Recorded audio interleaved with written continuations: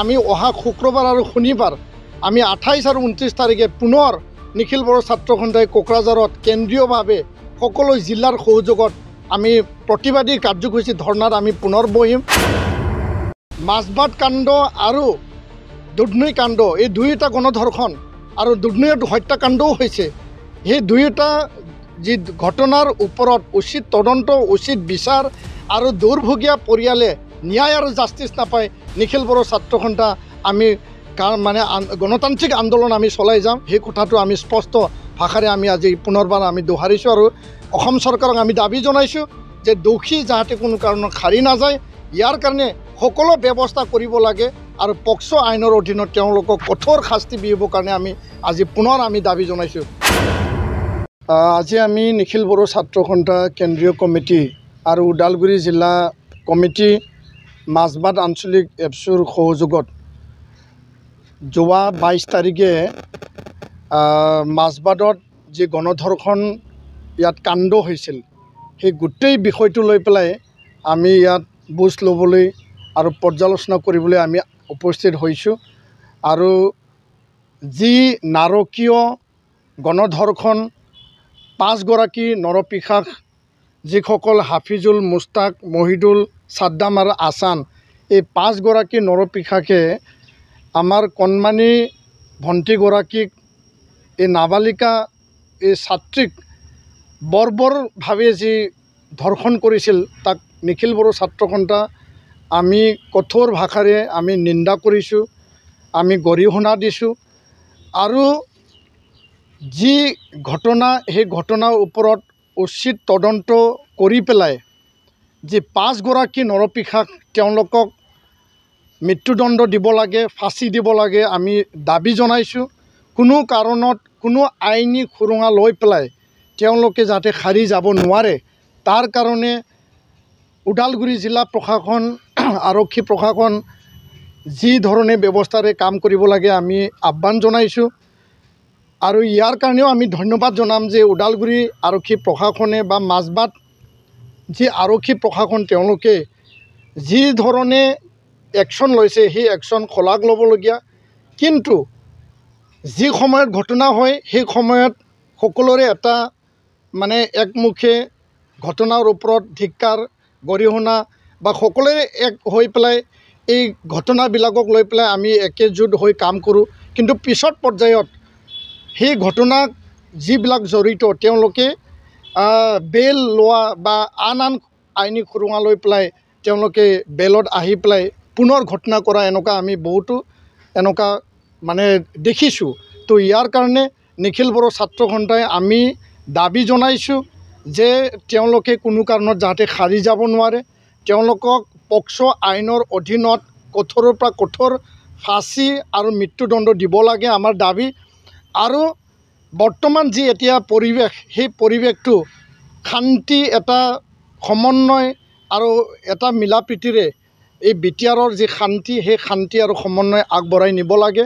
দোষী সদায় শাস্তি পাবই লাগিব, দোষী ক্ষেত্ৰত কোনো আপোচ কৰা নহয়। আৰু ভৱিষ্যতে যাতে এনেকুৱা ঘটনা বিটিআৰ, মাজবাট, ওদালগুৰি জিলাত যাতে নহয়, এই ঘটনাই শেষ ঘটনা হওক তাৰ কাৰণে ৰাইজ, সমাজ, জাতীয় দল সংগঠন আৰু চৰকাৰ সকলোৱে সজাগ আৰু সচেতনতাৰে কাম কৰিব লাগে বুলি আমি দাবী জনাইছোঁ। আৰু এই মঞ্চৰ পৰা মই এই কথাকো মই পুনৰ দোহাৰিছোঁ, অসমত ধৰ্ষণ বা গণধৰ্ষণ এনেকুৱা ক্ৰাইম যথেষ্ট বাঢ়িছে। আৰু ইয়াৰ কাৰণে নিখিল বড়ো ছাত্ৰ সন্থা আজি আমি মাজবাটত বুজ ল'বলৈ আহিছোঁ এই কথাটো লৈ পেলাই যে কোনো কাৰণত যাতে দোষী ইয়াত সাৰি নাযায়। আৰু মাজবাট, দুধনৈ একে লেঠাৰিয়ে পুনৰবাৰ ঢেকীয়াজুলিত যোৱাকালি এই মানে ধৰ্ষণৰ যি এটা পৰ্যায়ৰ এটা ঘটনা বা কিডনেপ কৰা যি ঘটনা তেনেকুৱা ঘটনা তাত ঘটিছে। আৰু ইয়াৰ কাৰণে আমি পুনৰবাৰ কৈছোঁ যে প্ৰশাসন মানে সজাগ আৰু সচেতনতাৰে আৰু পূৰ্ণ দমত একশ্যনেৰে কাম কৰিব লাগে। কোনো কাৰণত বেআইনী কাৰ্যকলাপ বা আমাৰ ভণ্টিৰ ওপৰত, আমাৰ মহিলাৰ ওপৰত, বাইদেউসকলৰ ওপৰত যে কোনোবাই নজৰ দি তেওঁলোকক মানে বেয়া কাম কৰিব সেইটো কোনো কাৰণত সহ্য কৰা নহ'ব। আৰু অসমখন এটা সমৃদ্ধিশালী, এটা মানে সকলো মানে আমাৰ জ্যেষ্ঠসকলক আমাৰ মানে আই মাতৃসকলক সন্মান জনোৱা এটা সমাজ হয়। এই সমাজত তেনে যিবিলাক ব্যক্তি যিসকলে সদায় এই সুবিধাবিলাক লৈ সদায় এনেকুৱা এটা এটেম্প লৈ পেলাই সমাজখন থান বান কৰি ধ্বংস কৰাৰ যি এটা পৰিকল্পনা লৈ পেলাই তেওঁলোকে কাম কৰে, তেনে চক্ৰ তেনে পক্ষবিলাকক নিষেধ কৰাৰ কাৰণে অসম চৰকাৰে মানে কঠোৰ ব্যৱস্থা লৈ পেলাই কাম কৰিব লাগে। তাকে আমি কৰিছোঁ। আৰু ঢেকীয়াজুলি ঘটনা, মাজবাট কাণ্ড, গণধৰ্ষণ কাণ্ড, দুধনৈৰ গণধৰ্ষণ হত্যাকাণ্ড আমি কঠোৰ ভাষাৰে পুনৰবাৰ আমি নিন্দা কৰিছোঁ আৰু গৰিহণা দিছোঁ আৰু চৰকাৰক কঠোৰ ব্যৱস্থা ল'বৰ কাৰণে আমি দাবী আৰু আহ্বান জনাইছোঁ। ধন্যবাদ। আইনে আইনৰ ব্যৱস্থা ল'ব, ইয়াত আমাৰ ক'বলগীয়া নাই। আৰু আইনত যিমান কঠোৰতম ব্যৱস্থা আছে আৰু শাস্তি বিহাৰ যি ব্যৱস্থা আছে, পক্সো আইনতে হওক, ধৰ্ষণ কাণ্ডৰ আইনতে হওক বা হত্যাকাণ্ড আইনতে হওক, সেই ব্যৱস্থাটো ল'ব লাগে। কোনো কাৰণত আমি ইয়াত হিংসা, গণধৰ্ষণ, হত্যা আমি কেতিয়াও নিবিচাৰোঁ। আৰু তেনে পক্ষ তেনে যি চক্ৰ সেইটো নিষেধ কৰাৰ কাৰণে চৰকাৰে কঠোৰ ব্যৱস্থা ল'ব লাগে। আৰু পুনৰ যাতে অসমত এনেকুৱা কাণ্ড নহয়, এক্সাম্পলাৰী পানিছমেণ্ট দিয়াৰ কাৰণে চৰকাৰখনে যদি কাম কৰে, নিশ্চয় কোনেও তেনেকুৱা এটেম্প আৰু কেনেকুৱা ঘটনা কৰিবৰ কাৰণে কোনেও সাহস নকৰিব। সেইটোৱে আমাৰ মানে দাবী যে দুধনৈত এনেকুৱা গণধৰ্ষণ আৰু হত্যাকাণ্ড যোৱা বিহু বৈশাগু সময়ত এইটো সংঘটিত হৈছিল 3 আৰু 5 মে' তাৰিখে। এই ঘটনাৰ ওপৰত অসম চৰকাৰ, অসমৰ প্ৰশাসনে যি ধৰণে কাম কৰিব লাগিছিল, তাত মন্ত্ৰী বা যিসকলে তাত কাম কৰিব লাগিছিল তেনেকুৱা কাম কৰা আমি দেখা নাই। আৰু ইয়াৰ কাৰণে 2-3 লানি ধৰ্ণা হৈ গ'ল।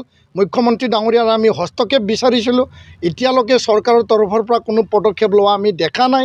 তো ইয়াৰ কাৰণে পুনৰবাৰ আমি অহা শুক্ৰবাৰ আৰু শনিবাৰ আমি 28 আৰু 29 তাৰিখে পুনৰ নিখিল বড়ো ছাত্ৰ সন্থাই কোকৰাঝাৰত কেন্দ্ৰীয়ভাৱে সকলো জিলাৰ সহযোগত আমি প্ৰতিবাদী কাৰ্যসূচী ধৰ্ণাত আমি পুনৰ বহিম।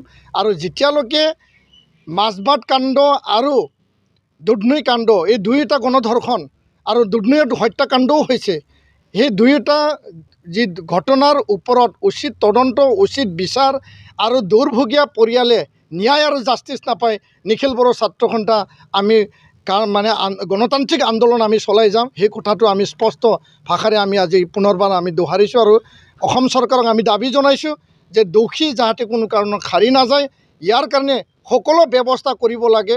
আৰু পক্সো আইনৰ অধীনত তেওঁলোকক কঠোৰ শাস্তি দিবৰ কাৰণে আমি আজি পুনৰ আমি দাবী জনাইছোঁ।